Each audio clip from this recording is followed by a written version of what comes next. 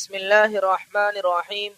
صرف 5 منٹ کا مدرسہ قرآن و حدیث کی روشنی میں 348واں دن 18 ذی الحجہ۔ نمبر 1، اسلامی تاریخ۔ سلطان صلاح الدین ایوبی رحمۃ اللہ علیہ کے اوصاف۔ سلطان صلاح الدین ایوبی رحمۃ اللہ علیہ جہاں ایک طرف مصر و شام کے بادشاہ تھے تو وہیں دوسری طرف ایک سچے پکے مسلمان بھی تھے۔ علم اور اہل علم سے بڑا لگاؤ تھا۔ وہ خود بھی عالم تھے، نماز کے بڑے پابند تھے۔ بیماری کی حالت میں بھی امام کو بلا لیتے اور کھڑے ہو کر نماز ادا کرتے۔ ایک موقع پر فرمایا کہ سالہ سال ہو گئے ہیں مگر میں نے ایک نماز بھی بغیر جماعت کے نہیں پڑھی۔ تعجب کی بات یہ ہے کہ بادشاہ ہونے کے باوجود عمر بھر زکوٰۃ فرض ہونے کی نوبت ہی نہیں آئی۔ صدقات و خیرات میں سارا مال خرچ کر دیتے، کبھی اتنا جمع ہی نہیں ہونے دیتے کہ زکوٰۃ فرض ہو۔ قرآن شریف سنتے تو اکثر آنکھوں سے آنسو جاری ہو جاتے۔ بڑے رحم دل اور بردبار تھے۔ خادموں اور اپنے ساتھیوں کی غلطیوں کو نظر انداز کر دیتے تھے۔ حتیٰ کہ بیت المقدس جب فتح ہوا تو عیسائیوں کا بادشاہ گائی سلطان صلاح الدین ایوبی کے سامنے لایا گیا۔ بادشاہ بہت ڈرا ہوا تھا، اب قتل کر دیا جائے گا، مگر سلطان نے اسے اپنے پاس بٹھایا اور اطمینان دلایا کہ وہ قتل نہیں کیا جائے گا۔ بہرحال اللہ تعالیٰ نے ان کو بہت سی خوبیوں سے نوازا تھا۔ سن 589 ہجری میں ان کا انتقال ہو گیا۔ نمبر 2، حضور صلی اللہ علیہ وسلم کا معجزہ، غیبی مدد۔ صحابہ کرام رضی اللہ عنہم فرماتے ہیں کہ ہم ایک سفر میں اللہ کے رسول صلی اللہ علیہ وسلم کے ساتھ 400 آدمی تھے۔ ہم لوگوں نے ایسی جگہ پڑاؤ ڈالا جہاں پینے کے لیے پانی نہیں تھا۔ ہم سب گھبرا گئے۔ اتنے میں ایک چھوٹی سی بکری اللہ کے رسول کے سامنے آ کر کھڑی ہو گئی۔ آپ صلی اللہ علیہ وسلم نے اس کا دودھ دوہا اور پھر خوب سیر ہو کر پیا اور اپنے صحابہ رضی اللہ عنہم کو بھی پلایا، حتیٰ کہ سب سیر ہو گئے۔ اس کے بعد اس بکری کو باندھ دیا۔ صبح کو اٹھ کر دیکھا تو وہ بکری غائب تھی۔ حضور صلی اللہ علیہ وسلم کو خبر دی گئی تو آپ صلی اللہ علیہ وسلم نے فرمایا جو خدا اس کو لایا تھا وہی اسے لے گیا۔ نمبر 3، ایک فرض کے بارے میں، وراثت میں لڑکی کا حصہ۔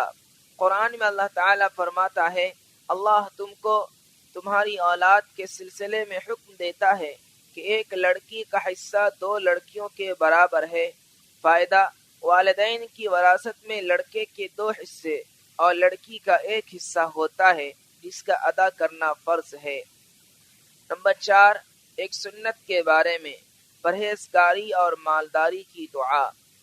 رسول اللہ صلی اللہ علیہ وسلم یہ دعا فرماتے تھے اللہم انی اسألک الہدی والتقی والعفاف والغنا۔ ترجمہ، اے اللہ میں تجھ سے ہدایت، تقوی، پاک دامنی اور غنا کا سوال کرتا ہوں۔ نمبر 5، ایک اہم عمل کی فضیلت، دعا کرنا بیکار نہیں جاتا۔ رسول اللہ صلی اللہ علیہ وسلم نے فرمایا بے شک تمہارا رب شرم و حیا کرنے والا اور بڑا سخی ہے۔ وہ اپنے بندے سے اس بات پر شرماتا ہے کہ بندہ اس کی طرف اپنے ہاتھ اٹھائے اور وہ اسے خالی لوٹائے۔ نمبر 6، ایک گناہ کے بارے میں، یتیموں کا مال مت کھاؤ۔ قرآن میں اللہ تعالیٰ فرماتا ہے یتیموں کے مال ان کو دیتے رہا کرو اور پاک مال کو ناپاک مال سے نہ بدلو اور ان کا مال اپنے مال کے ساتھ ملا کر مت کھاؤ، ایسا کرنا یقیناً بہت بڑا گناہ ہے۔ نمبر 7، دنیا کے بارے میں، مال و اولاد قرب آخرت کا ذریعہ نہیں۔ قرآن میں اللہ تعالیٰ فرماتا ہے تمہارے مال اور تمہاری اولاد ایسی چیز نہیں جو تم کو درجہ میں ہمارا مقرب بنا دے، مگر ہاں جو ایمان لائے اور نیک عمل کرتا رہے تو ایسے لوگوں کو ان کے اعمال کا 2 گنا بدلہ ملے گا اور وہ جنت کے بالا خانوں میں آرام سے رہیں گے۔ نمبر 8، آخرت کے بارے میں، گنہگاروں کے ساتھ قبر کا سلوک۔